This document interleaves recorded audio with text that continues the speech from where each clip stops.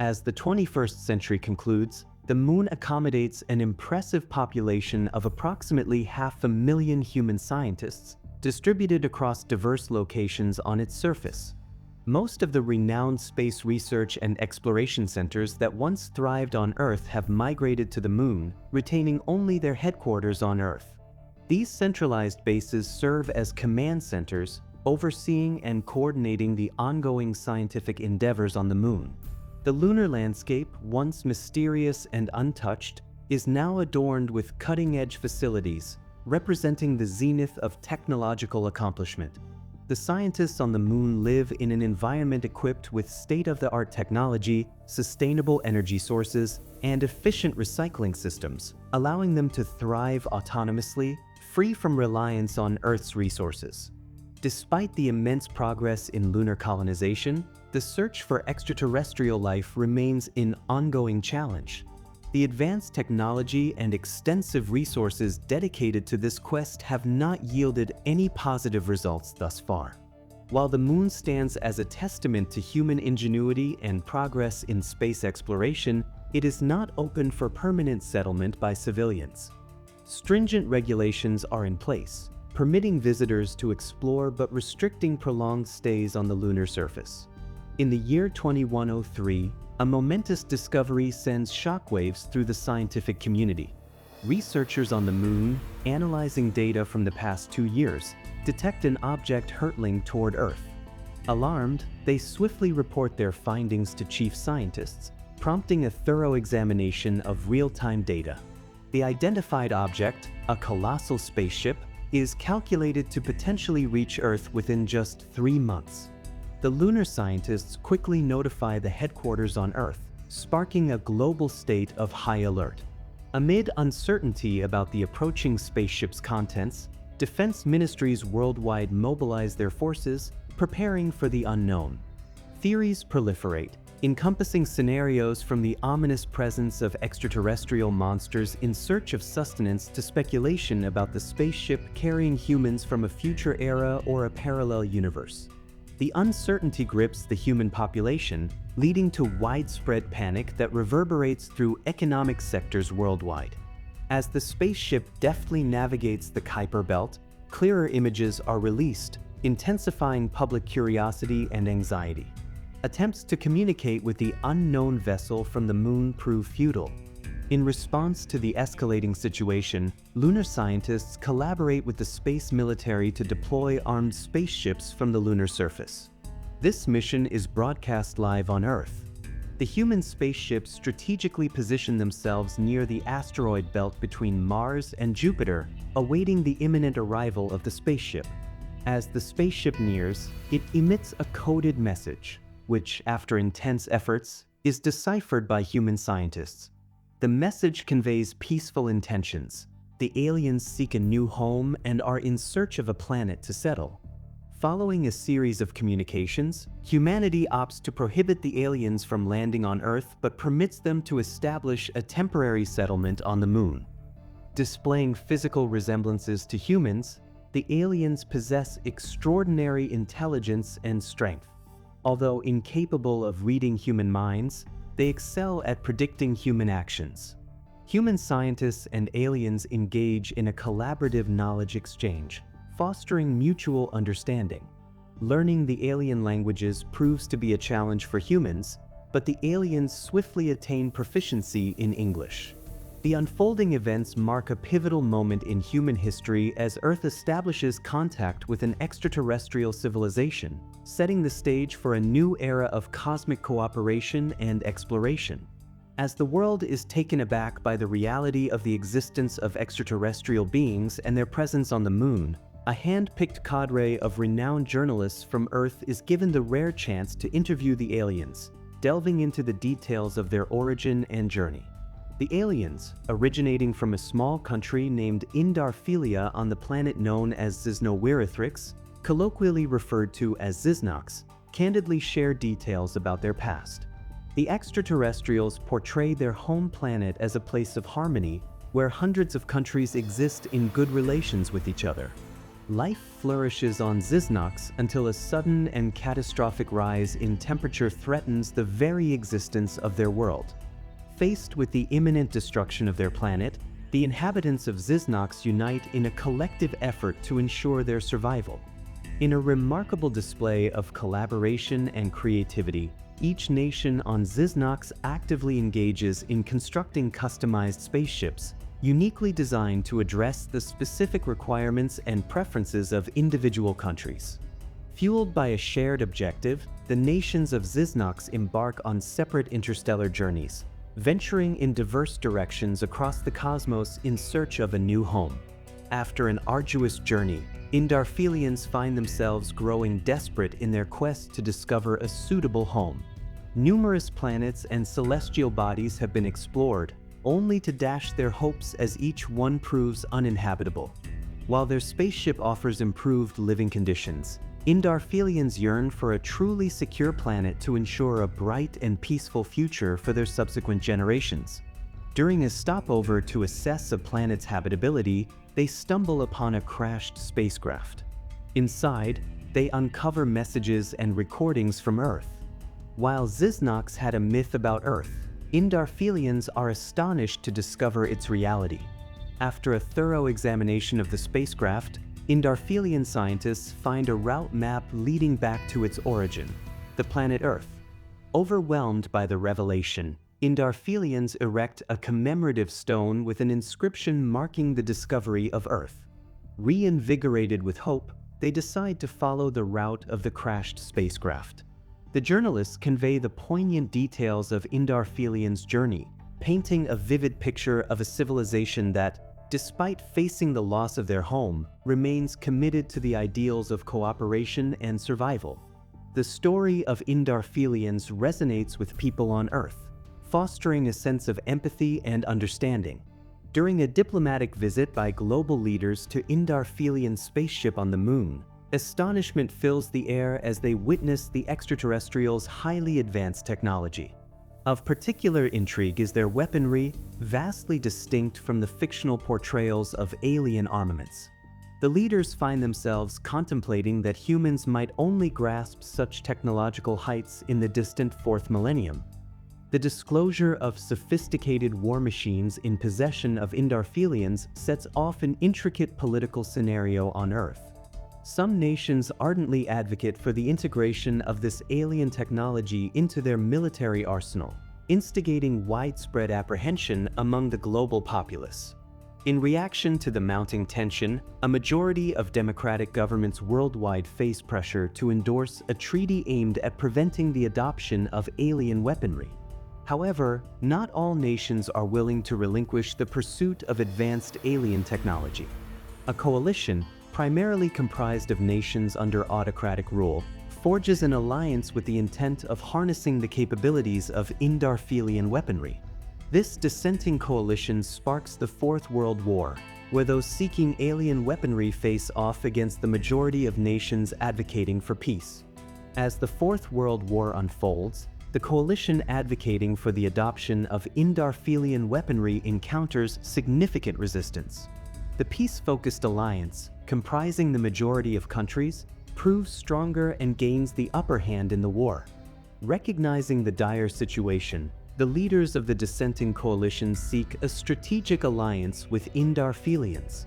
Upon reaching the Moon, the leaders of the dissenting coalition engage in negotiations with Indarfelians, presenting a proposal. In return for their advanced weapons, the aliens would be granted an island on Earth for habitation. Intrigued by the offer, Indarfelians agree to the terms. Subsequently, the alien weapons are imported by the dissenting coalition, turning the tide of the war in their favor. The Fourth World War comes to an end with this uneasy alliance and the utilization of Indarfelian weaponry. After the war, Indarfelians settle on an island in the South Pacific Ocean. Leveraging their knowledge and advanced technology, they elevate the island into the most technologically advanced nation on Earth, fortified with highly sophisticated defense systems. Meanwhile, signals are being sent to the spaceships of other Zyznox countries, scattered across the cosmos. In response to the invitation, numerous aliens lacking a suitable planet for habitation start to land on Earth. This influx of alien population triggers fear among humans, who recognize the overwhelming strength of the extraterrestrial visitors. After the Fourth World War, humans, recovering from the aftermath, exhibit hesitancy in confronting the aliens, enabling the former Zyznox inhabitants to effortlessly occupy lands around the Pacific Ocean. Indigenous Zyznoxian flora and fauna are introduced to these regions. However, as alien invasions persist, human settlers in these areas are forced to flee. The nations that emerged victorious in the Fourth World War using alien weaponry now rue their decisions as they face invasion by the aliens into their lands. In a bid to reclaim Earth from the alien invasion, these countries opt to unite with others worldwide, armed with weapons acquired from Indarfelians.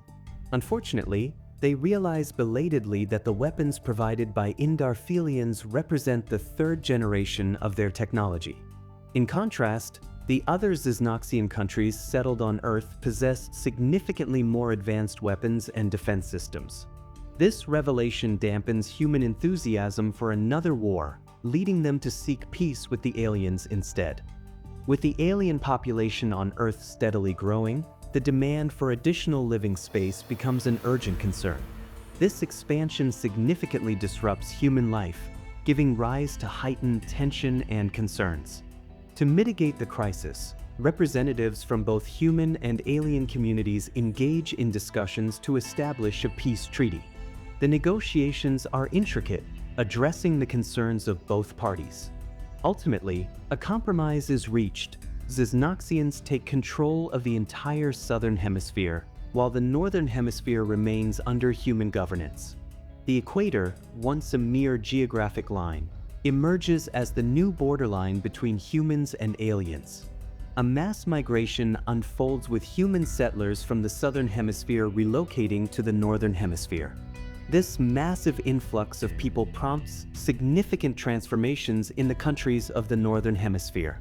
Borders undergo reshaping, political divisions see alterations, and the geopolitical landscape experiences a profound and transformative shift.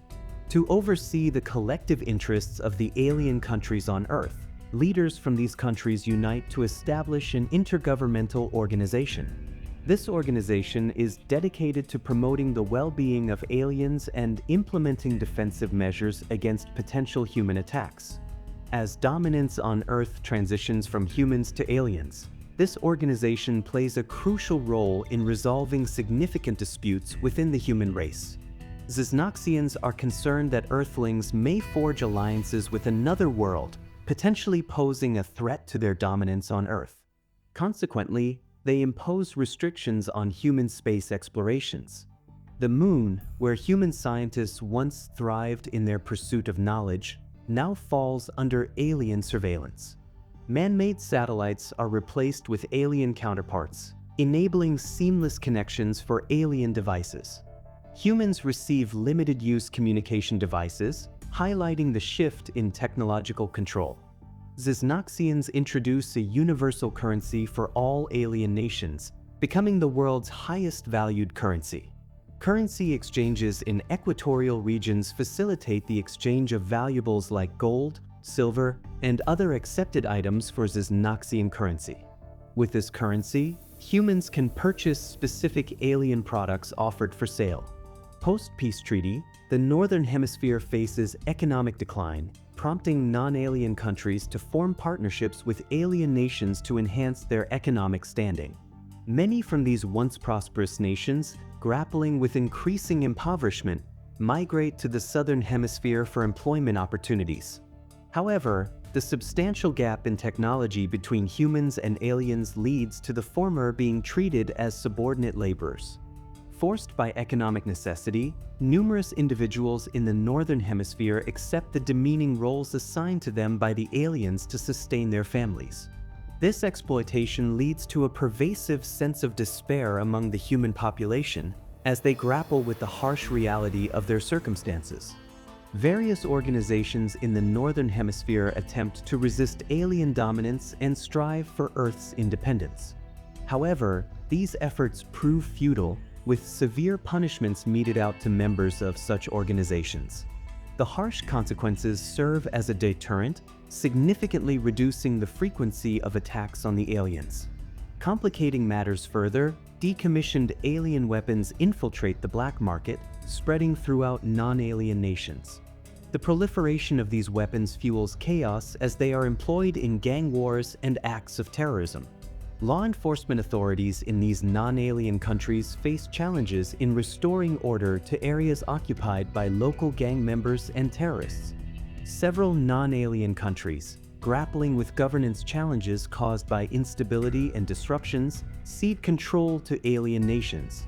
In these nations, humans continue to govern with support from their allied alien countries, fostering stability and order.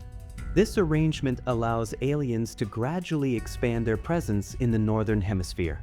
In the midst of the ongoing upheavals on Earth, a covert organization emerges. Financed by undisclosed wealthy individuals, this covert group undertakes a mission to create a superhuman force with the capacity to challenge the alien rulers. By acquiring genetic material from all species of Zyznoxians, the organization aims to enhance human DNA, unlocking extraordinary abilities to overpower the aliens.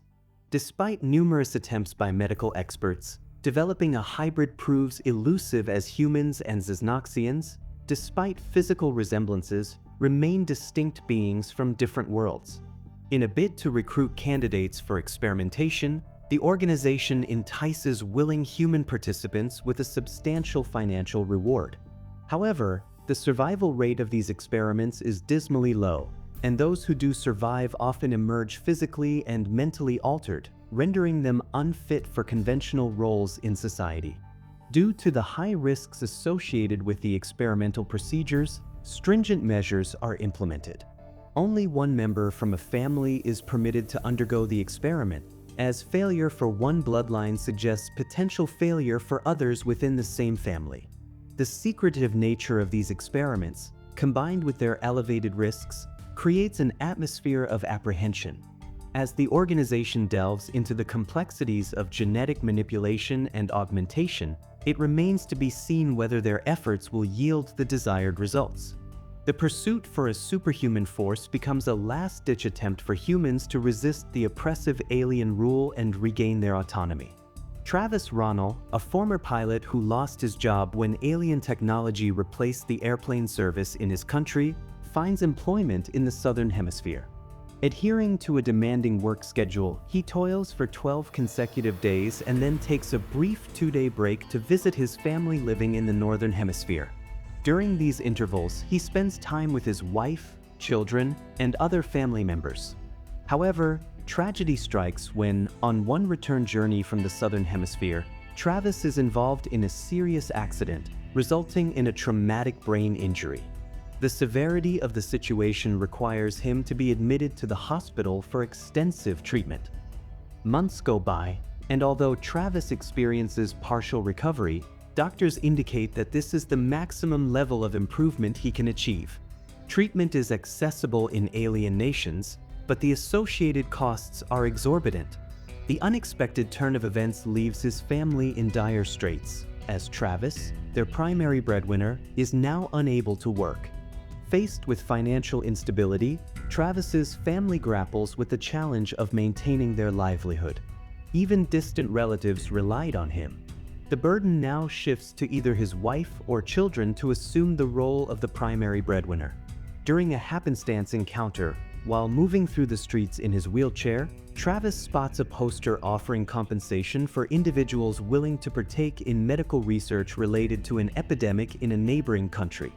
Motivated by desperation, he visits the research lab with the hope of finding a viable solution. After providing samples for preliminary testing, the lab informs him that they already have a person with a matching test report. Additionally, the smaller research initiatives available offer minimal compensation. Amidst this despair, a doctor approaches Travis and reveals the existence of a highly confidential scientific research project with the goal of developing superhumans. The doctor emphasizes the significant risks involved, but the compensation offered is substantial. Undeterred by the grim prospects, Travis decides to take the chance and registers for the superhuman research project. When he shares this decision with his wife, she reacts with anger and concern. After numerous arguments, Travis manages to convince his wife by emphasizing that someone in the family needs to make a sacrifice to secure their future.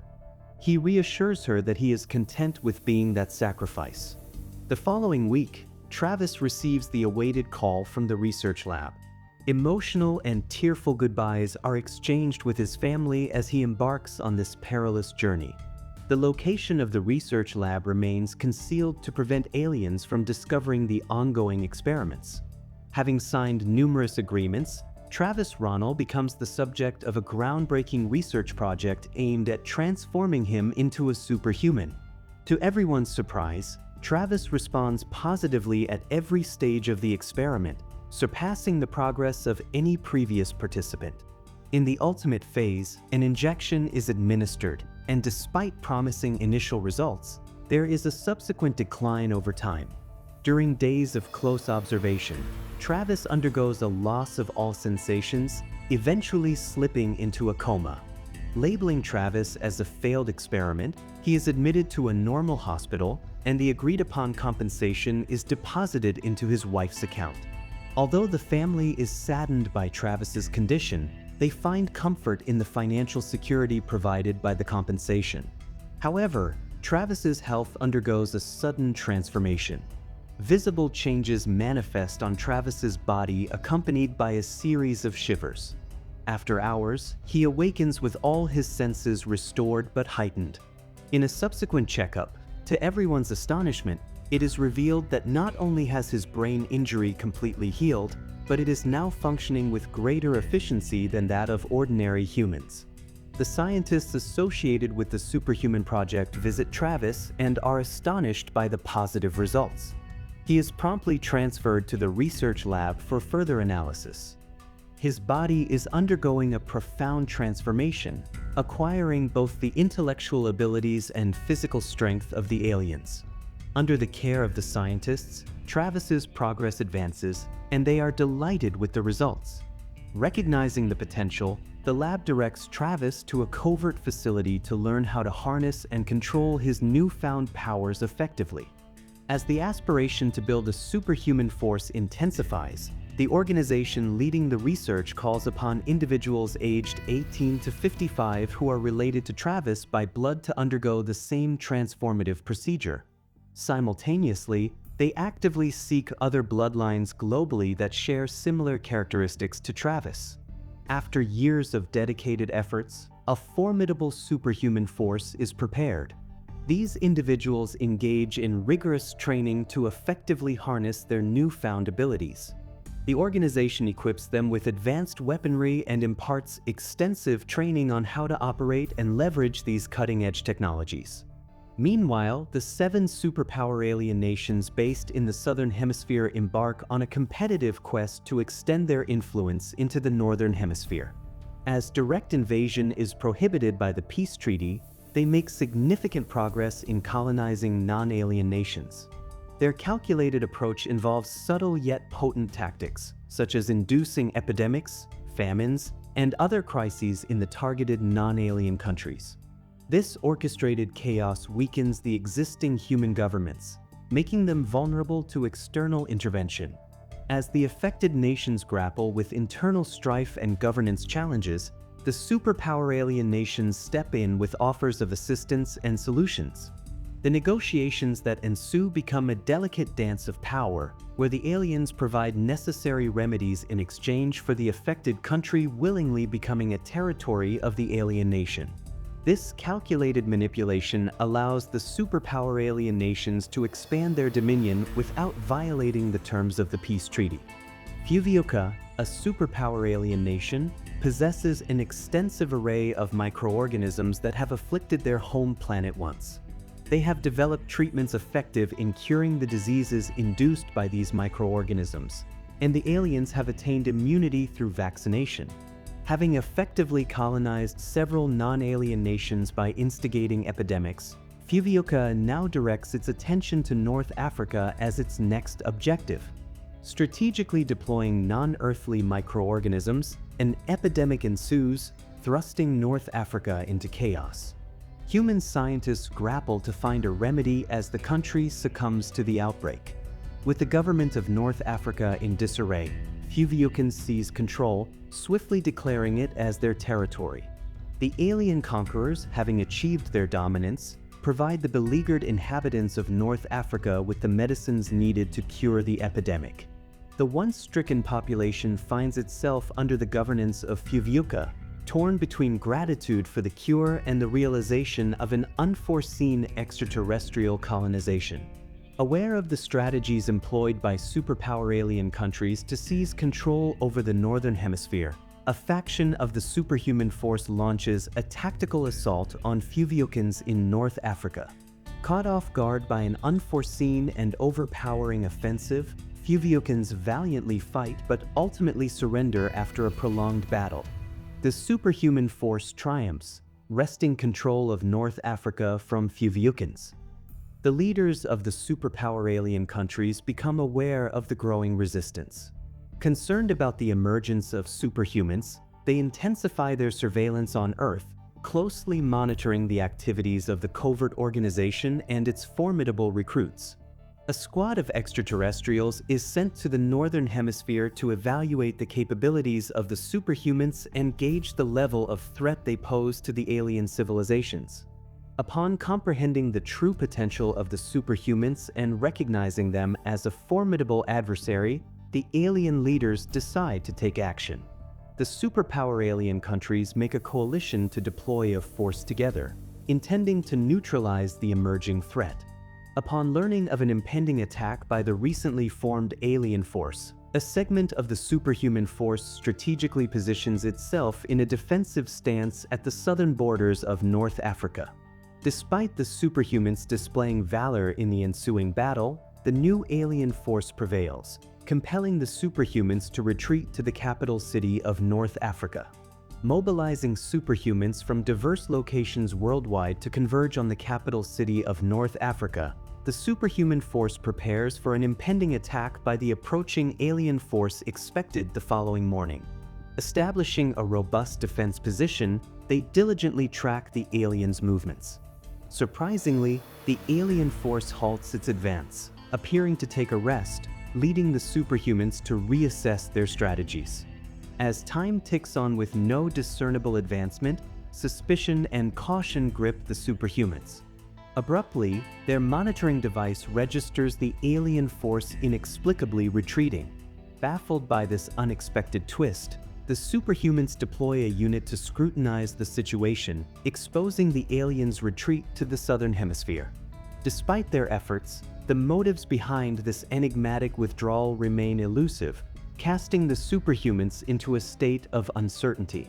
Overflowing with jubilation, the superhuman force divides into multiple groups, launching simultaneous attacks on all alien territories.